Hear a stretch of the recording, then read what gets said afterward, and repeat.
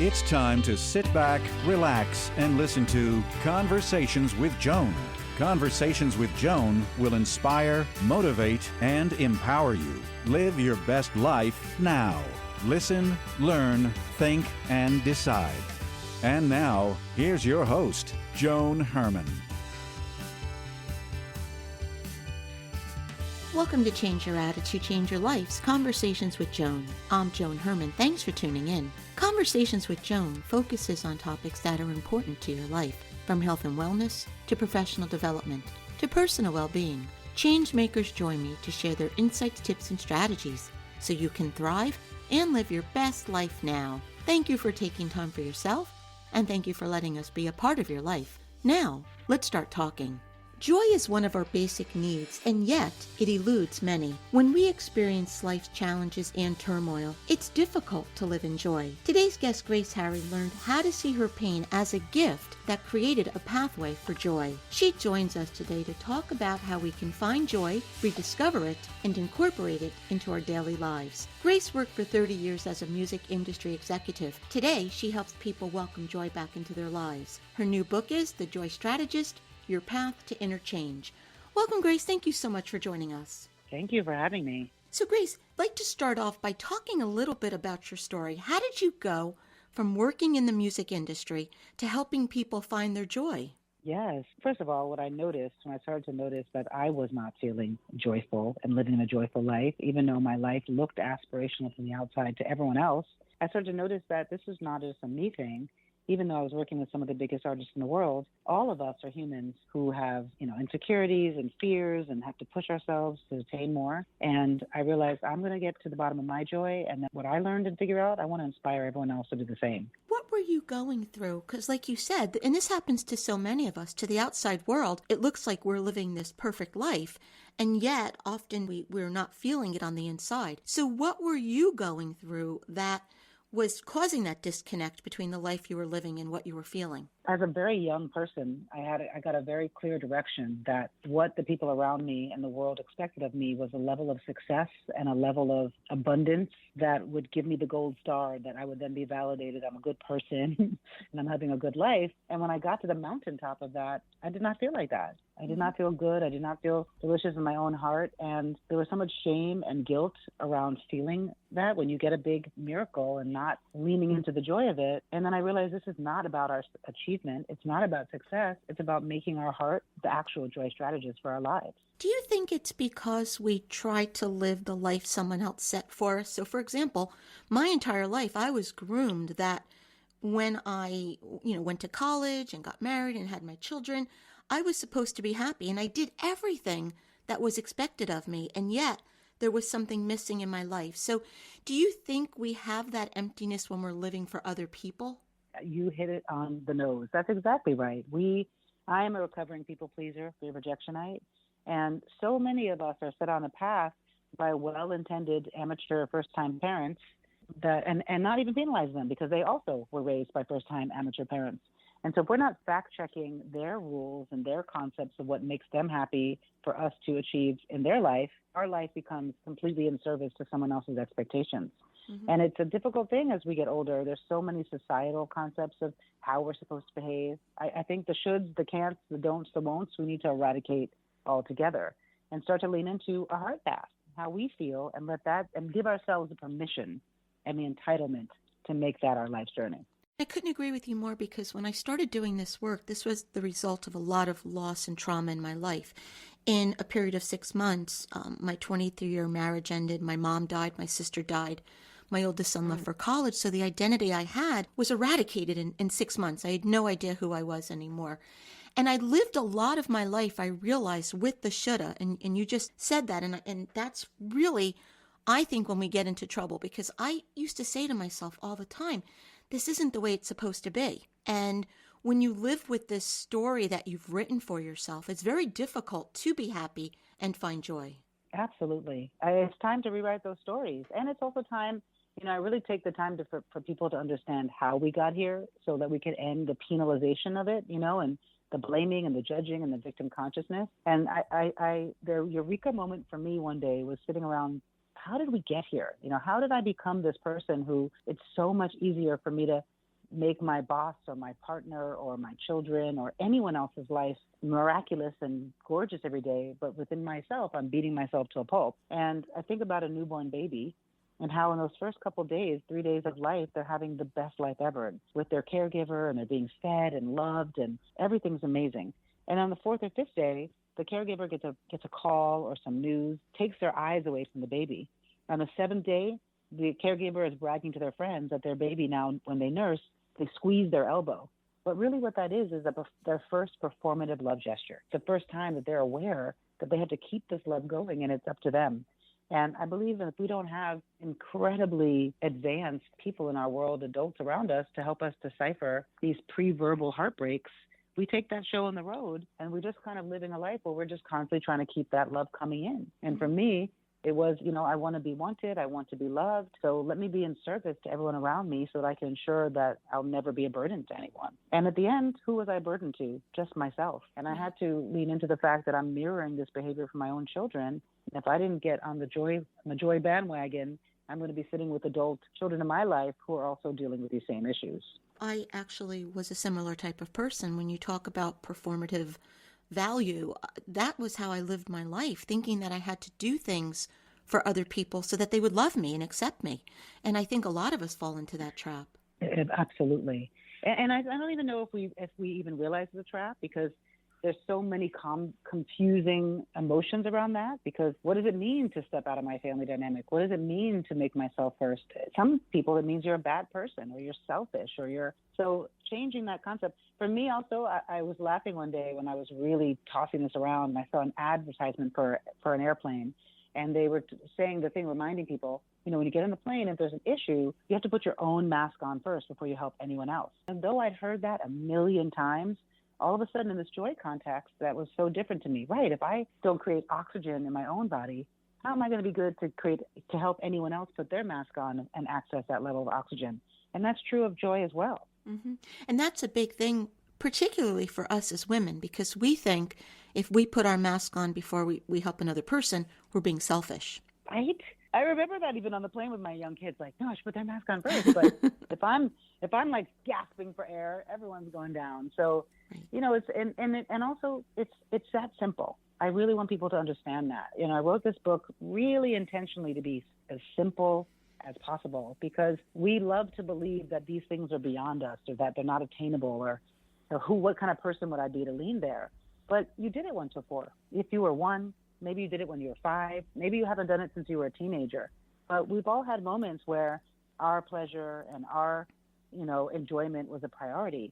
And if we could just lean back into those moments in our own life and dust off some of those practices or beliefs, then we're already on our road to being a soldier of the revolution of joy. Mm-hmm. And you write in your book that we should view the world with a beginner's mind. Can you explain that to us? Yes. I mean, that was, again, you're hitting all the eurekas for me. When I lived life feeling so embarrassed that I wasn't as educated as I thought I needed to be, so not knowing stuff meant that I was a failure.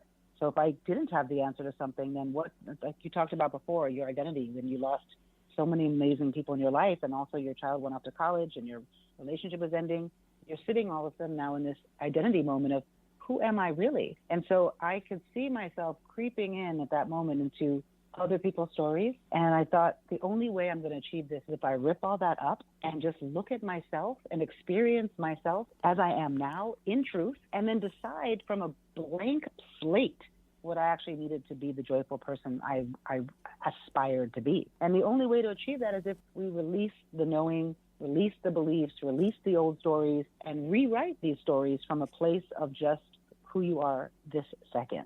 And that's beginner's mind. And I even, it's funny, so many things become big buzzwords for us. And we've heard about presence a lot recently, right? Like you have to be present. Mm-hmm. And I couldn't access what that actually means until I got to what we were just talking about. And presence is very similar to beginner's mind in that I can't actually be present in this moment for you if I'm carrying all of the situations that happened with you and I before this moment, or even every negative situation I've ever had in an interview. I'm going to bring it all to this interview moment. But if I come to this and I just release everything and know I don't know what you're going to ask me and I don't know what this is going to be about, I'm in a beginner's mind and I'm in an open and fertile place to receive what you're really, really giving me from your own heart.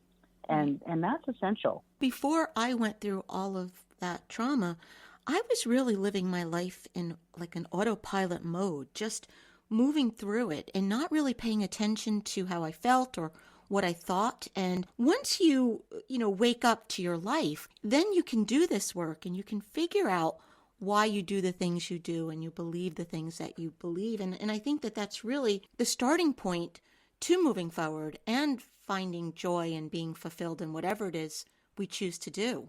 I love that. Can I borrow that? Yeah, wake up to life. That's such a good way of putting it, because we really are asleep and an autopilot in our lives until we re-infuse our heart to take over again. The passion, the imagination, all those things only come from our heart. And as much as brain is helpful to remind us, like, don't step into the street, there's a car coming and you're going to die. And ego helps us rise into those experiences. It's really heart that has to lead us into creativity and passion and openness. And that only happens if you are open and new to that experience. And that's why I like when you say that we've waged a war against our heart. We really have. We really have. I mean, I did. Yeah. I absolutely did. I fought everything because it goes back to what we were saying before. What does that mean you are as a wife or as a person, as a woman, as a daughter, as a mom, if you are focused on yourself? Some people would call that self-centered or, a narcissist is the new fun catchphrase of the day. But I want to argue that until you really master your inner systemic change, until you really get on the road and realize that you may have brought all of these bags with you, but to empty them and to be open to what's next is the only way forward, there is no change. So you also write about cultivating a starting five. Can you tell us what that is? Who are these people and how do we put this group together? Yes, I love that. Well, it started with me realizing that I am as important as everybody else. So if I can make everyone else's life great, how can I be my own client and my own lover and start to infuse that into myself? And what was interesting about that is I had people around me who going through similar journeys and were just horrified at this. And so when you pioneer anything in your life, you need people to support it. And so I made myself the business of me because I could see it that way. It was easier for me to look at myself as a project that I had to work on. And when I looked at myself as the business of me, I realized I don't have an advisory board or I don't have a starting five. I don't have a group of people that not only are great people, but they actually have skills and a willingness to have the positions that will help me on my particular journey. So it's not to get rid of all your friends or to be angry that they can't rise to that place. It's also as equally important to have friends that you can just lay around with or laugh with or have fun with. But if you're trying to achieve your own joy and you're trying to excavate some of the pain from the past and get on a different kind of experience, you need some key players.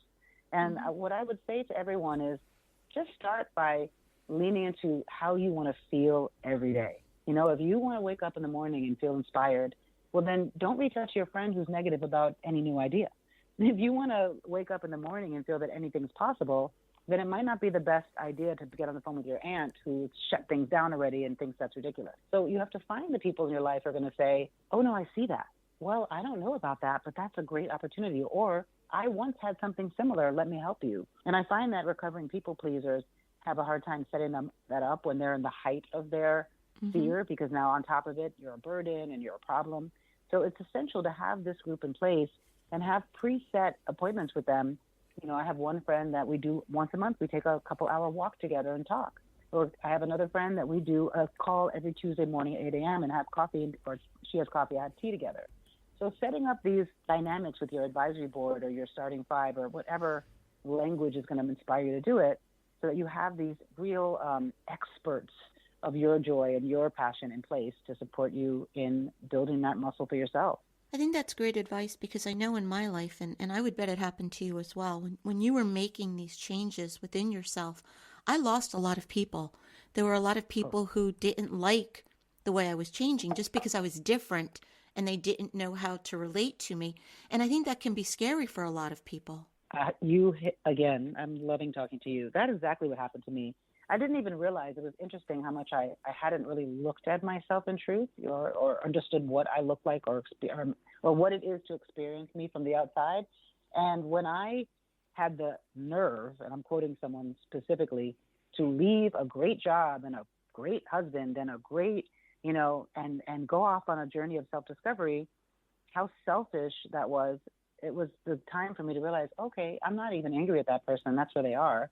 but that's information for me. And it took me a while to realize that information is that I need different people, and so some people walked away from me because they were infuriated that I believed that I could even make that kind of change. And then there were people that I had to let go of and say goodbye to, because when I leaned into them, in the 12-step program, they call it the qualifier.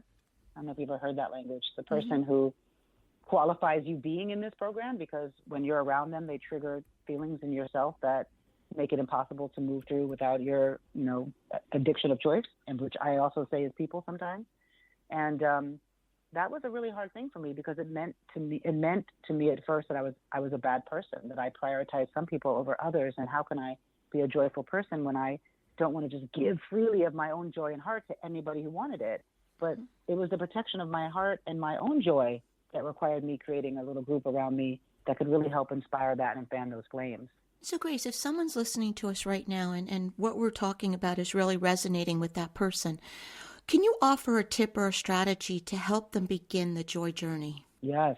My absolute favorite thing to talk about is how you begin this joy journey. You take the smallest, tiniest bite size and start it. And my preference is you start the day, because we don't really realize that we wake up in the morning and it's a blank slate and the opportunity to do anything. And miracles and magic and happenstance and new opportunities and windfalls really have an opportunity in that little space. But as soon as we just let the day run us by grabbing our phone and being in someone else's reality, or adhering to the requests or demands, depending on your relationship with your partner, you're already told your subconscious that you're not the star of your own story, that it's not about you, that you're not the priority. And then this is when, for me, by 4 o'clock, I was grumpy, I was a little resentful, I was short with people, I wanted some sweet beverage from Starbucks or somewhere so I can feed the parts of myself that weren't getting sweetness. And so it's that moment. So I started by just giving myself 1 minute every morning. Before I did anything for anybody else, I gave myself 1 minute. Some days it was just a gratitude or two, a thank you. Sometimes I'd play one song and get up and dance to the bathroom. But I just started in little bite-sized ways to make myself feel differently. And that's all anyone needs to do. This is not the moment to decide this is not for you because you don't have time and you work 2 jobs and you have 10 kids, and all those things are real. But if you want to feel better in your body and you want to inspire the people to give that same energy back to you, if you want to be the chief energy officer of your own life, then start by 1 minute every morning before you lean into anyone else's reality. You've kind of juiced up your own. The book is The Joy Strategist, Your Path to Inner Change. Grace, where can our listeners go to get more information about you and your work? Yeah, my website is thejoystrategist.com. Then also you can reach me on Instagram at @GraceHarry. And certainly if you buy the Joy Strategist book or the audio version, all the tips and tools and things are in there. And Grace, in our final moments, what is the takeaway? What would you like to leave our listeners with? I want people to understand this thing. I have a really great friend who's an astrologer, Jana Romer. She's got a platform, Attuned to the Moon. And she said something to me that really helped me kind of shape the ending of this book. And that is that we are in a world where we are not taught that 2 opposing forces can both be true. And the reason that's important is because we think that when things are easy, they're great. But nothing is actually easy. Everything takes work and strategy. So if you can understand that your birthright is joy, you deserve pleasure and play, but also there's work to get there, that would be the best thing to understand. That duality of truth is the starting point for getting on your joy experience and being in the revolution of joy. Grace, thank you so much for joining us. I have really enjoyed having you on the show, and I would love for you to come back another time. Oh, that'd be my pleasure. Thank you so much. Thank you for joining us. I hope you found the show informative. At Change Your Attitude, Change Your Life, we believe that knowledge is power. Take what you've learned, apply it, and live your best life now. Remember that the information provided is the opinion of our guest and should never replace the advice of a professional who knows your personal situation. If you'd like more information, visit our website, cyacyl.com. That stands for Change Your Attitude, Change Your Life. While on our site, listen to past shows on demand, read the digital magazine, sign up for our mailing list, and be sure to follow the show on social media. Until next time, this is Joan Herman. Thanks for tuning in.